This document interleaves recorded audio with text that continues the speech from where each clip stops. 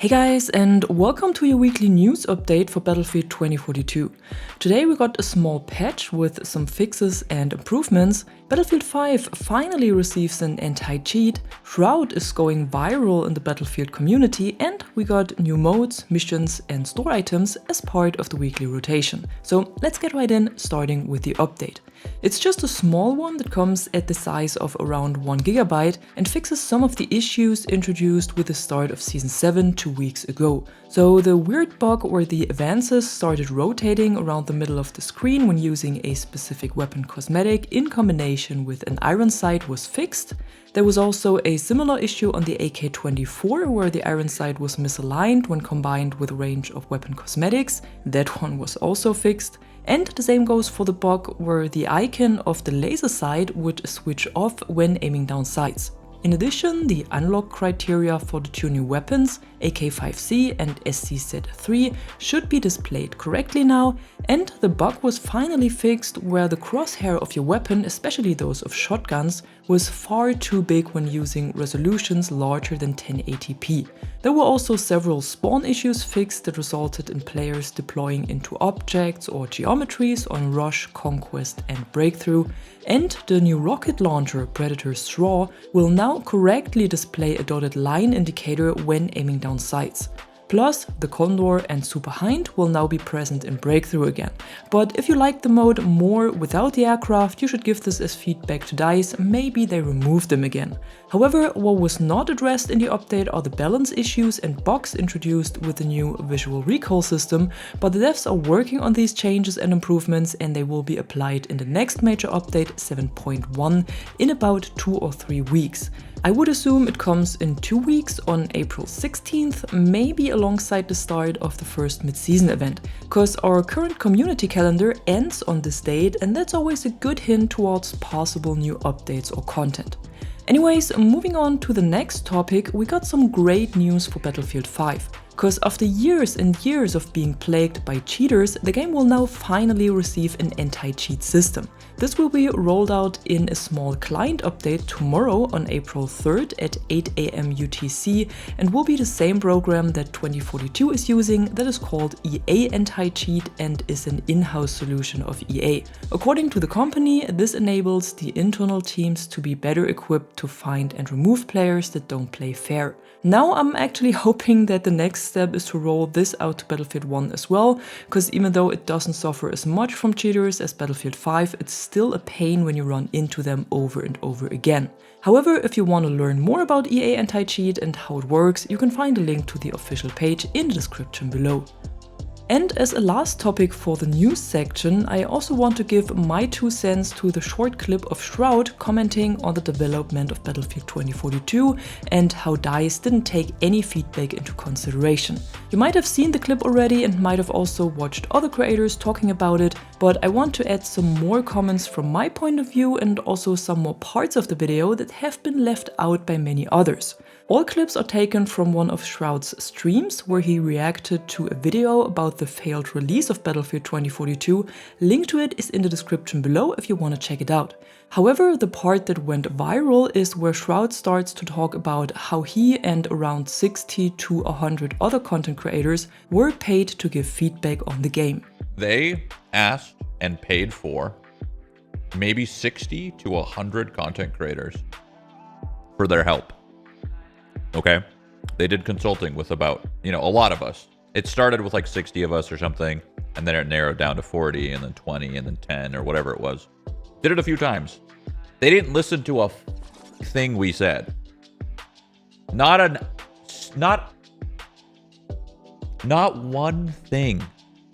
Not one thing we said. Not a single one. Not one. Why the f did they pay us? And this for sure explains a lot when considering the state the game had at launch, But the question is what kind of feedback they gave. Because Shroud, for example, says that the specialists are not that big of a deal, which is something a huge part of the community sees quite differently.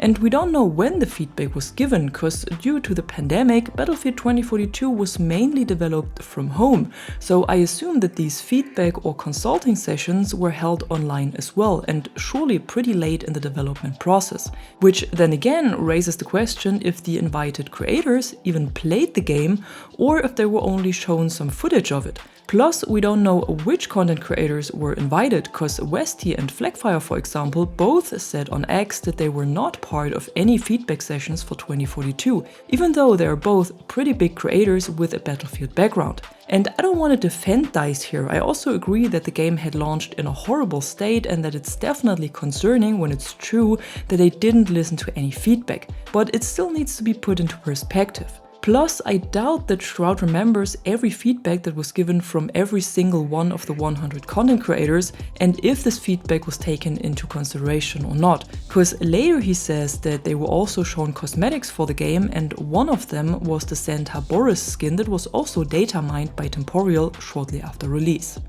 I remember in the consulting they asked us what we think about skins. And the skins they showed us were like the Santa Claus skins, and every single one of us were like, they were like, so what do you think? And we were just like, no, we don't want Santa Claus running around in a Battlefield game. We literally, every single person said no. Like, while the skin looked fine, whatever, the art, it doesn't make any sense. We said no, that's not a good idea. Fast forward some months, there's Santa Claus running around. What the hell?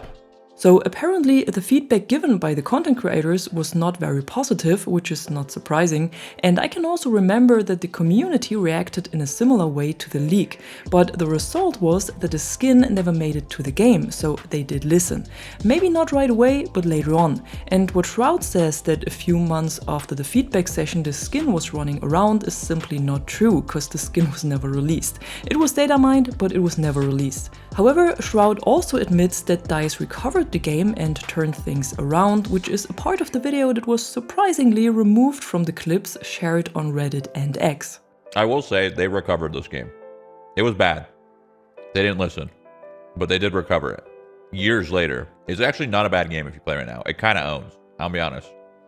This game now kind of owns. And yes, during the last 2.5 years, unfortunately after the messed up release, they showed that they are willing and able to take feedback.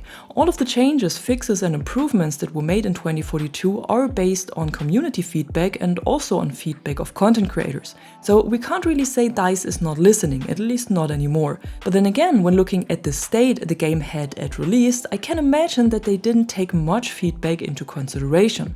Maybe because they hadn't had much time to develop the game, maybe because the feedback sessions were held too late, maybe because they were stubborn and didn't want it to change the game. We don't know, but from what they showed us during the last 2 years, I'm not concerned for the future of the franchise or the next title, because it looks like they learned the lesson with 2042 and don't want to do the same mistakes over and over again. At least that's what I'm hoping. However, one thing I do not agree on with Shroud is the statement that content creators are the mastermind. Like, we know what we're talking about. We play games for a living. We don't stop. We just play. We have you guys in chat who just echo all of the shit that's bad. We know everything. We are the masterminds. No, we're not the mastermind, but what we can be is somewhat of a link between the developers and the community. Because yes, we do hear a lot of feedback through our chats and comment sections that we can then sum up and pass on to the developers. But we're not better than them or better than any one of our community members, and we're also not the ones who know how to make the perfect game. And at the end of the day, we are only gamers that are lucky to make a living from what we love and enjoy and share it with others. But that doesn't make us to a mastermind. Anyways, that was it for the news section today. Now let's have a look at everything we got with the weekly rotation, starting with the modes and playlists. In Conquest, Redacted has finally returned in a combined infantry-only playlist with Haven. Breakthrough Haven was unfortunately removed and we only have the normal Breakthrough playlist now, but in Rush you can now enjoy the XL playlist again and farm some XP and kills for weapon and specialist masteries. Over in Portal we got the Battlefield World Tour and Tactical Conquest today. The Battlefield World Tour is a mix of Conquest and Rush played on several maps of all eras with their respective soldiers and weapons, and Tactical Conquest is pretty much like Domination and has been a former event mode. It's a smaller and faster version of Conquest with only 3 objectives and a slightly different set of rules. On Friday, this mode will be replaced by the Community Spotlight Rapid Strike, and we will see a new Friday Night Battlefield experience that will be available for 24 hours. In the item store, we got a new bundle today, and this time it is the Atacama Colossus that I had already shown in my preview of the season. The bundle costs 1,750 coins and comes with this legendary specialist set for McKay, this legendary weapon skin for the new SCZ3 SMG, an epic skin for the Advances, a normal set for Irish, and a player card background. Additionally, all members of EA Play or the Xbox Game Pass can now claim a new headgear for Boris. Just log into the game before April 30th and it should be added to your collection automatically. And then we have the new missions of Season 7 Week 3, and these are focused on launchers and explosives this time.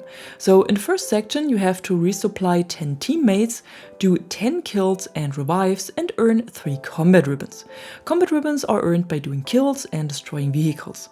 Once the second section is unlocked, you need to inflict 500 damage to vehicles, do 6 kills and assists with grenades, but kills with underbarrel launchers double mission progression, so be sure to hop into some Redacted this week and this might be done in no time. And the third mission is to do kills and assists while either you or the enemy are in smoke. Same here, go for Redacted if possible, and this shouldn't be any problem since smoke is not intercepted by Iris APS anymore. When you progressed to the third section, you have to revive 60 teammates, inflict 1,500 damage with shoulder-launched missiles, which are all the available rocket launchers plus List TV missile, and earn 12 objective ribbons.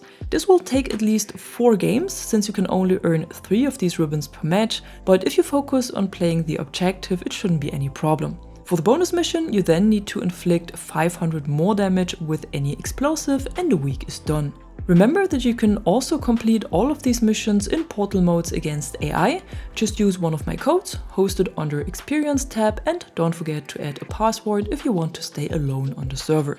And one more heads up, the weekly missions will now drop 1 hour later if you live in a country with daylight saving time or summertime, whatever it's called for you. So just in case you were wondering why the missions weren't there at usual time, that's the reason for it. And that's it for today, your usual overview of what's going on in and around Battlefield 2042 at the moment. And if you enjoyed this video, don't forget to drop a like or a comment below and subscribe to the channel for more content like this. Until then, thanks for watching and thanks to my members for the additional support. I'm Catwoman and you are awesome.